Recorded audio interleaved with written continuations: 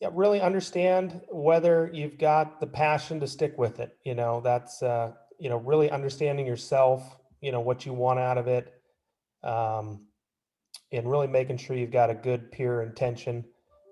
These things are very challenging, take a very long time. In general, they're marathon journeys. So, the ones that have the grit to stick with it and a lot of creative ability to connect and bring in the right people are successful.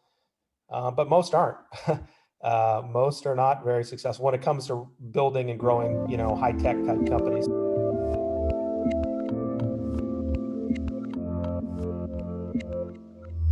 Everyone, this is Devin Miller here with another episode of the Inventive Journey. I'm your host, Devin Miller, the serial entrepreneur that's grown several startups into 7 and 8 figure businesses, as well as the founder and CEO of Miller IP Law, where he helps startups and small businesses with their patents and trademarks. If you ever need help with yours, just go to strategymeeting.com. We're always here to help. Now, today we have another great guest on the podcast, and they're all great guests, but I still like to call them great guests because they are Nathan McDonald.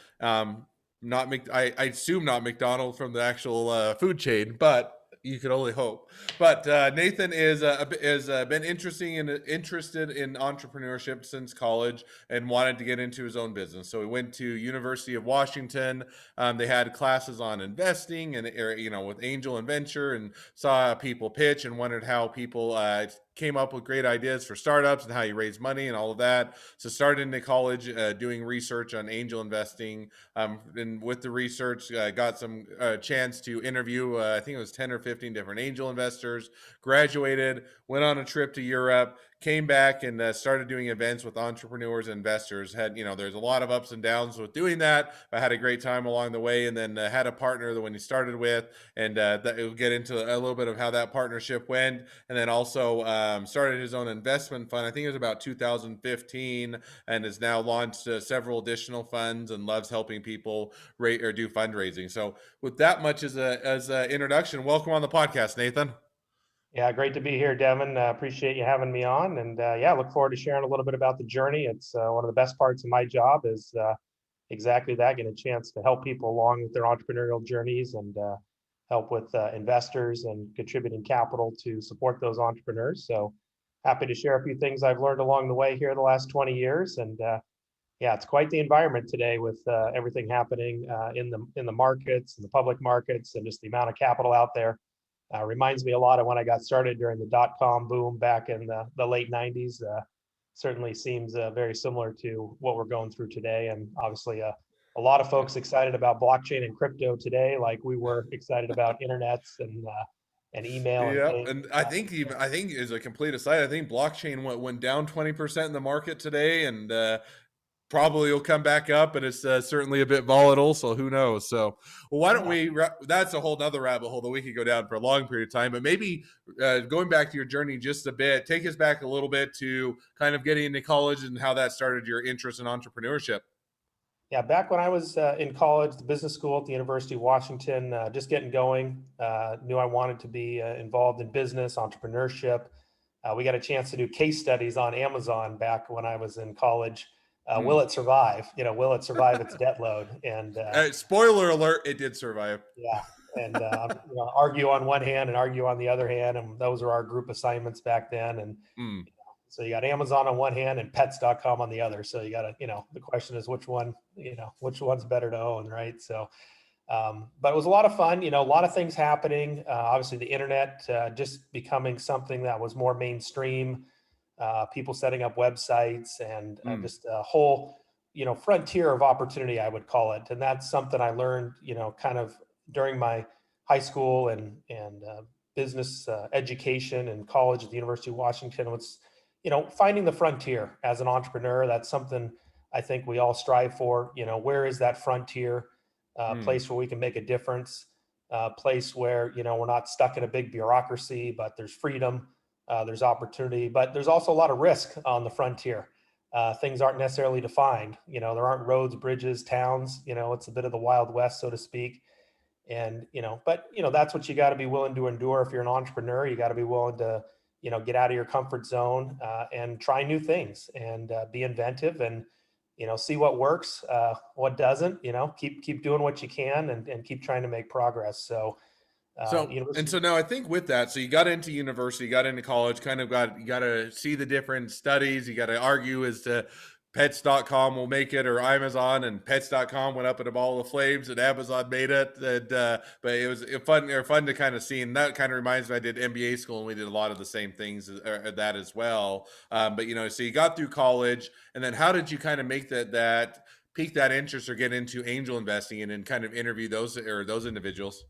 Yeah, so I got a chance to watch all these companies going public. I was watching CNBC every day in between my classes. It's just a crazy time. You had Home Grocer, you had Cosmo.com, all the things that end up working out 20 years later, but at the time were pretty speculative. So, Mm, I learned certainly that timing is very important, and being early doesn't usually mean, being successful in a lot of cases, unless you just have an unbelievable amount of money. mm, I learned about venture capital in college, and was always fascinated by, how is it that people came to invest in Microsoft, Amazon, Macaw Cellular, which is mm, now part of T-Mobile, and a lot of the early companies in the Seattle area that were growing and becoming, big institutional companies. But how did that come to be? So it was a mm, fascinating thing to look into, because I researched it and I got a chance to take some classes with angel investors and learning the history of entrepreneurship in the Northwest by through my research project, interviewing the business angels, getting a chance to find out, where do they look at deals, how do they find deals, how do they come together, and it was just fascinating how it was completely different across the board. There was no cohesive way of like doing things. It was very mm, happenstance, very much based on people knew. The most common element was people getting together at the Denny's on Mercer Island. So apparently that was the hot spot, that if you needed to raise capital, that's where you wanted mm. to go hang out. So obviously saw, hey, this is going to be a big area. Entrepreneurship's not going anywhere. How people find access capital, it's going to continue to be a big growing market. So, let's throw my hat in the ring here and see what I can do to try and, add value. And, it had gotten pretty good at producing events and putting on Mm. social activities in my fraternity and other activities with the sports clubs and things I was involved with. So, decided to give it a go after I graduated, and see what I could do to organize some business events, bringing together entrepreneurs, investors, looking in our community at what was going on. How was it that deal flow connected with investors in the Seattle area? Mm. How did it connect with other groups across the country? Kind of what was working well. And then as technology and internet came in, how are these groups evolving? How are they changing? How are they connecting? And then what was it going to look like, 5, 10 years out, and try to, shoot to build something that would, build that collaborative community over a very long period of time. So now, so you did that, then I think you had, as part of some of the research you did for class, you also interviewed 10 or 15 angel investors.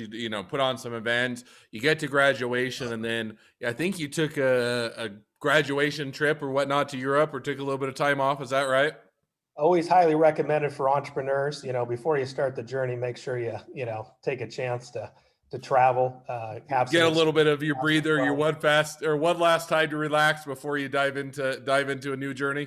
Yeah, have fun while you can. And I do feel during the pandemic here, for all the folks in college not quite able to have the full college experience, that you Mm, go for. And, hopefully there'll be an opportunity for folks to, pick that back up. But I certainly enjoyed it, learned a lot just about life, about culture, and as an entrepreneur, that's important. You've got to travel, you've got to understand different perspectives. You can't just be stuck in your own little bubble.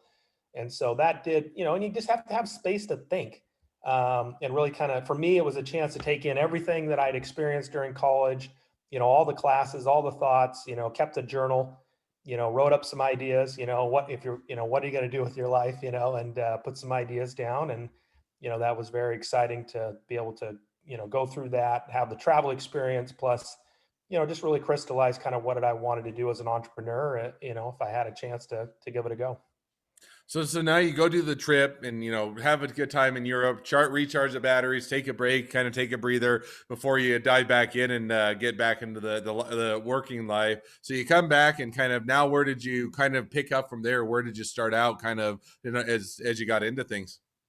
One of the things that happened historically was the SBA set up what's called the Access to Capital network across the United States, one in all 50 states. And my professor at the University of Washington ran the group that was set up in Seattle for Washington State, Northwest Capital Network at the time it was called. And so they had a network basically for creating executive summaries, mailing those out to the investors, making connections as folks would call back in. And that was kind of again, one of the traditional ways back pre-internet people used to find deal flow before Twitter, before Facebook, before LinkedIn. Really was something where it was very hard for entrepreneurs. Again, if you were well connected to begin with, it was pretty straightforward, but most entrepreneurial activity may not have been. So, by being able to, my position initially was just basically making an executive summary, writing up the business plan, sending them out, collecting that interest, making those connections, knowing the whole time I was doing it, boy, this could be a lot more efficient than what I was doing. But, it's just part of that learning process of just trying to understand, okay, here's how the way things are being done, and then being in position then to work with other groups, partner. It gave me a position to have a seat at the table. And again, this is when I was, 22 years old, to be able to be in the community, be representing an investment group together with the other groups in the area. So again, it gave me a seat at the table, which as an entrepreneur, that's what you hope for, just a chance to be in the room, a chance to be in the game and get a chance to make a difference. So now you kind of get those, get that set up, you get things going and started out. Now, how did that go? Was that ups and downs? Was it all hockey stick up, or kind of, you kind of graduate, you get into the working world to try something out? How did that initially play out? Yeah, a lot of things were happening at the same time. So it was, living on my wits, so to speak, making the best I could with that situation. At the same time, just networking like crazy. I mean, pretty quickly you figure out it's not what you know, it's who you know. And your network is such a valuable asset when it comes to, early stage entrepreneurial activity. And that really is the resource network you bring to the companies you're working with. So attending a ton of different events, just trying to get to know as many people as I could, getting introductions, just, full force networking really for a few years. But over the course of the first 6 months or so, pretty quickly connected with other movers and shakers within the community. And, I was somebody who was just hungry to get stuff done and, ready to work. So, we organized as part of a group to put together one big event that was going to bring together all the investment groups in the Northwest. And of course, I raised my hand and say, yeah, I'm happy to help with that. That sounds great. And so for those first 6 months or so, March of 2000, we ended up putting on the biggest event that had ever been done. We had 400 investors at the Westin in Seattle, and we ended up raising 40 some million for 15 companies within a couple of weeks after the event. This is just prior to the big dot bomb, which happened a couple of months later. So feels kind of familiar to the times we're in today. But that was my big christening, really. 22-year-old up on the stage of the Westin with 400 investors, interviewing companies, moderating the questions, and just getting things started. And we had Steve Jurvenson was one of our keynote speakers. I got a picture of me and Steve together back in the day. And, he and Tim Draper and others were one certainly that we looked up to during that time, that were funding a lot of the companies, Hotmail and others that had just rocketed up and become overnight successes. So that was kind of my big christening. And then from there, we, formed an organization to basically carry that forward, the investment forum. And then for the next few years, put on additional events and activities, the Venture All-Stars, created the Venture Map, just a lot of different types of programming to locate and promote great companies from the region and encourage their success. And so that went on for a while, had a partner, and then kind of got to the point where that partnership was running out of steam. And that's where kind of my whole life turned over within a couple of years. Now, one question, not to dive in or put salt in any wound or reopen anything, but, on the partnership, because I think that's always that one, in my experience, and it seems like, a lot of others, is partnerships can be awesome. They can be great, and you can work off or play off each other and have a lot of success, or they can be really hard. They can be difficult, and they, end in sadness type of a thing. So kind of, what is, if you're giving people a bit of, is a partnership a good thing to go into in your experience? Is it better to go on your own? What are the trade-offs, or kind of what led to the partnership kind of dissolving and going your own ways? Yeah, I think it's one of the biggest things they don't teach you in business school is managing partnership relationships. That should be 101 class, Yes, I think it is the source of the greatest pain. It's just like a marriage, and nobody knows what they're giving up when they go into a partnership, particularly when you're young in your career. Again, you understand a little bit about your strengths and weaknesses, but not in any kind of real business context. You haven't been through the firefights yet.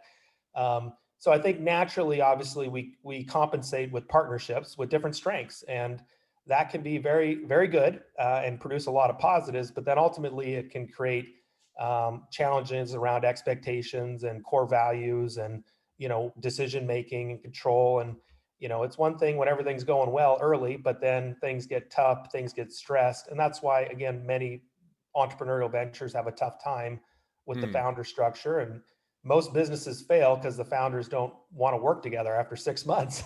That's the most likely outcome of most business partnerships, is they don't last Hmm. 6 months.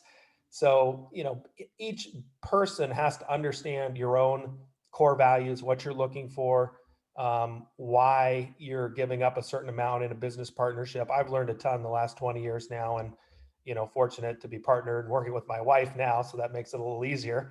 Um, but those Easier or early harder? I could partnerships, see it going either way, but working yeah, with a spouse can be awesome. But you also, when you go home at night, you see the same person you're working with, so you better make sure that you like them. No, I'm just that kidding. But was no, the I think hardest that year of my life to adjust, the two together. Because again, you've got an entrepreneurial pursuit, and then you got your home life, and it's nice having a separation there, right? Because you got you work at work, and then you come home, and then when we're working together, that's a whole nother story. We'll get to a little in the later chapter, but mm, those first business partnerships, they are precious. It's exciting times. But just like first loves, right? The first breakup is hard because you don't really know how to do it, and you probably should. So my advice for entrepreneurs would be to, make sure you have your, getting out of the partnership set up when you get started. Probably turn your partnerships over faster. mm, It's going to be better for everybody. Have a pretty short time horizon on, hey, let's do something for a year, 2 years, and then let's refresh, reset. mm. Don't try and make things that are set up one day last for years and years. That's very, very unusual, that there isn't going to be a need to change things up. And likely one person's going to take it, the other person's going to go do something else. But, I've kind of adapted the Pete Carroll, hey, I want everybody to be successful, and, I want Mm. everybody to do well. I want to do well. And just having that mentality kind of takes it up a level, where it's not, me versus them, but it's, hey, how can we maximize our success? And whether that's together or separate, that's what we're here to do. And that's, if anything, I've learned, in terms of dealing with those very negative, conflicted situations, that's how I've been able to persevere, get through it, not get bogged down in a conflict situation, but, be able to come to a resolution, sit across the table, come up with an agreement, and then move forward, and then try to encourage each other's success. That's at least what I've come to do, and make it the So best now, out. yeah, and one kind of kind of follow on question. So you go through, good partnerships, bad partnerships. Hopefully, the wife is the best partnership of all, and you do that for a while. Now, how did you get into kind of running your own fund, or getting into actually moving from making the connections, networking, putting on events, and doing a lot of that, to getting raising the funds? Because kind of funny, it sounds, a lot of times you have to raise money for funds that then you invest in others. But kind of, how did you get into your own fund, and how has that gone? Has it been successful? Had a lot of good investments, hit and miss, and I'm sure that there's a hit and miss within all funds. But kind of, how was it to get your fund going, and then how has it been since you've been running it? Yeah, so just to catch the story up, my first partnership there, that didn't work out very well. We split up. Then my next partner, I don't know that it was much of a better choice than my first one, but it did bridge me to where, we were. That was a tough breakup as well. But then, then moved back when 2010, I think it was. Had a very small partner, so I took majority control, and then that was much easier because there wasn't any conflict about who was going to say what happened or how things worked there. That became much easier. Finally, I'd grown up to the point in my business, experience and perception of myself, where it's like, yeah, I can be the person running the show, and I don't need a partner to validate that what I'm doing is important. Because obviously I've been young in my industry the whole time. I started when I was 22, so at any given time, everybody I was working with was 10, 15, 20, 30 years older than me. And so just, it's kind of an interesting credibility situation. And then when it comes to raising a fund, that was the whole idea from the very beginning. It's how do I build a network, associate with success, build relationships, build a network, and then ultimately create a fund.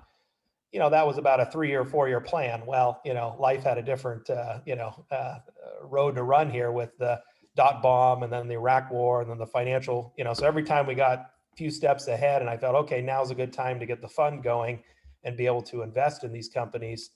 There's always a Mm. tough economic cycle that we ended up having to go through. And then it just took a little longer to get back up. So finally, and we had originally launched Kretsu Capital as an idea back in 2008. Mm. But then again, put it on hold due to the financial meltdown that came from that. So I joined the partnership in 2015 with Matthew and Randy. Again, we'd already worked together for 10 years. Matthew was running the San Francisco chapter for Kretsu Forum when I started. Obviously, I licensed, partnered with Randy, the founder of Kretsu in the Bay Area. And so we had a very long-term working relationship, which, again, that's one of the biggest things you look to in a fund partnership is, can these people work together for another 10 years? Right. That's usually the biggest risk from an LP point of view, looking at investing in a fund, is can the GPs get along, or are they going to lose interest and go do something else? So getting that first fund up and going and positioned properly, and then getting to that first close, first set of investments. We raised $6 million with our first fund Mm. from about 93 LPs. And that was obviously very exciting, very fulfilling time for me to get to the point where, legit fund manager, investing money, working with a great group of LPs, great deal flow, and then, tracking the success of those companies here now 5-6 years in. Mm. We raised our second fund, third fund, just finished investing our fourth fund, just about to get started with our fifth fund. Also built out a real estate fund and a blockchain fund of funds. So certainly been busy on that regard, building out the different fund vehicles and then creating, hopefully an opportunity going forward here, be able to bring on more partners to help with sharing the workload. And so, coming up with the structure and the program, and how do you do that within a fund partnership to be able to scale it? Mm. Very, very challenging thing to think about doing.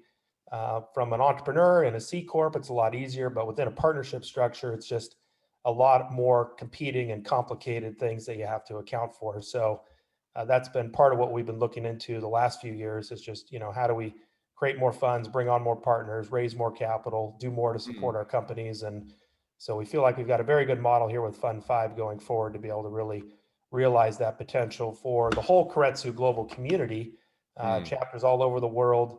The data just came out this week. We're the fourth most active venture investor in the world for 2020, Mm. as we were for 2019. So it's a lot of fun, a lot of work to do, but really, it's been probably one of the most fulfilling partnerships I've had. It's worked very well, and it's just because we had that 10-year working relationship that we really knew that it was something that we've been through the ups and downs together. We knew each other's pluses and minuses, and like any good working relationship, you just have a high level of trust that you're going to get through it, and Mm. trust the process to make good decisions and to get to a good result at the end of the fund's life. So now following up, because I could almost bring us to where you're at today, and it sounds like it's been an exciting journey and a lot of fun along the way, and also a lot of lessons learned and how to deal with partnerships, how to grow fun, what are the right types of partners to bring on, and what that all looks like, as well as weathering a lot of different ups and downs within the marketplace. Now, now looking at where you're looking at today. Now looking into the future, kind of next 6 to 12 months, where do you see things heading? What is kind of the next steps, or where do you see things growing? We continue to work with a lot of family offices, which is a very interesting area in terms of capital formation and direct investment, working alongside the angel investors. We've been studying that, just like I studied angel investing in college. We've been studying the family office direct investing for the last few years, and really trying to understand how can we connect angel-backed opportunities with family offices. So I see that as being a big part of the future here the next few years, continuing to put angel capital to work with family offices, funding companies through their life cycles. So really just, more of the same. It's looking, economic outlook looking very positive for the next few years. Obviously been through a very tough time this Mm. past year, and things are hopefully going to continue to improve. Get the kids back to school, get us out of the home learning supervising role, which has been one of the bigger challenges of the pandemic for all Mm. the working parents out there, including us. So looks pretty positive out there, and we're very, very hopeful for good returns. Well, awesome. Well, I think that's definitely sounds like it's a lot of opportunity in the future, and I said hopefully the economy takes off or recovers as well, and it presents a lot of opportunities to invest, and also a lot of opportunities for startups and small businesses to kick it into gear. So well, as we start to wrap up on the journey, and always more things that we could talk about, and then be a whole nother fun episode to talk about investing in funds and how you guys determine who to invest in and what makes for a good company or bad company. So maybe in the future we'll have to have you back on and talk a little bit about that. But at least for this episode, I always ask two questions at the end of each podcast. So we'll jump to those now. First question I always ask is, along your journey, what was the worst business decision you ever made, and what did you learn from it? Yeah, worst business decision is, as an angel investor, it's always hard. Very, very early stage company. If you end up being the rich uncle, it's always a real tough spot to be. That's probably the one I lost the most money in. Mm, Where ultimately the founder had a lot of really creative skills, and I thought we could compensate on the business side, but boy, just didn't work out. I mean, all the potential in the world, but unfortunately, didn't get a good result on that one, and ended up losing a lot of money, a lot of time, a lot of blood, sweat, and tears. Uh, mm, so that was definitely probably, bad decision just because ended up, kind of going it a bit alone and ended up being the one, having to make payroll more than a few months, unfortunately, and then having a hard time just, once you get into these things, it can be hard to figure out, well, what is the way out, and what's the, least worst outcome we can try and come up with, and it can be mm, really tough to exit in those situations. So, definitely a few bad decisions along the way, and then, some bad luck as well. Um, mm. but that's one definitely that didn't work out well for me at all. But I think some of those, at least in my experience, some of those, while they're not enjoyable or fun in during the time you go through them, it also is one where you learn a lot, and you learn the things that you won't do again, and the mistakes to learn from, so that you have a better business and a better go around the next time. So sounds like that was probably the case there as well. Now we'll Oh yeah. jump to the second question I always ask, which is, so if you're talking to someone that's just getting into a startup or small business, what would be the one piece of advice you'd give them? Yeah, really understand whether you've got the passion to stick with it. That's really understanding yourself, what you want out of it, um, and really making sure you've got a good pure intention. These things are very challenging, take a very long time. In general, they're marathon journeys. So, the ones that have the grit to stick with it, and a lot of creative ability to connect and bring in the right people are successful. But most aren't. Most are not very successful when it comes to building and growing, high tech type company. Again, small business is a great way to go in terms of being profitable and supporting your family, and there's nothing wrong with that at all either. Mm, So there's a lot of ways to make money in business, um, and raising outside capital may or may not be the best idea for most business ideas. It's actually very unusual to find something that you can build into a business, make money, pay yourself, and pay investors back 10 times what they mm. put in. That's not a typical situation. So just thinking really hard about the best way to structure, capitalize, build a company, produce the best return for yourself as the entrepreneur. Um, and then again, if you decide to take outside capital, just make sure you have a very clear plan on exactly how that's going to work and work out, and then try to make the best of it.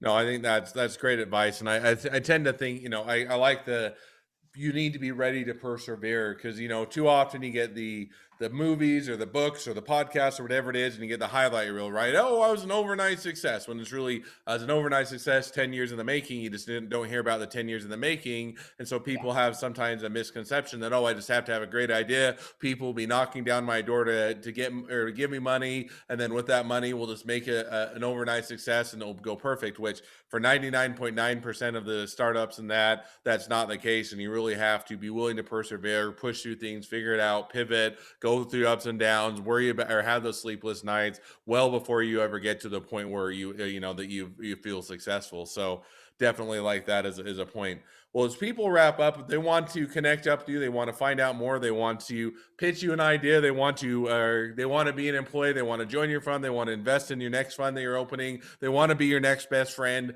any or all of the above. What's the best way to connect up to you or find out more? Yeah, thanks so much for having me on, Devin. We're very active on LinkedIn, a lot of postings there, so definitely can connect up there.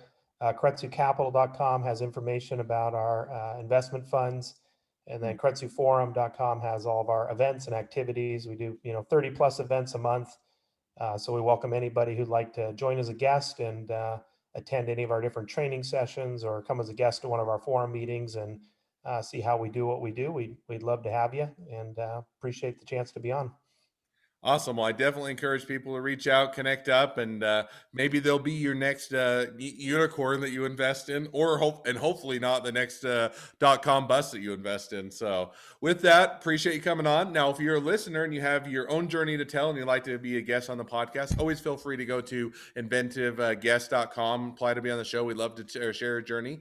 And also, if you're a listener, one, make sure to click subscribe so you know when all of our awesome episodes come out. And two, leave us a review so other people can find out about the great podcast. Last but not least, if you ever need help with your patents or trademarks or anything else with your business, go to strategymeeting.com and we're always here to help.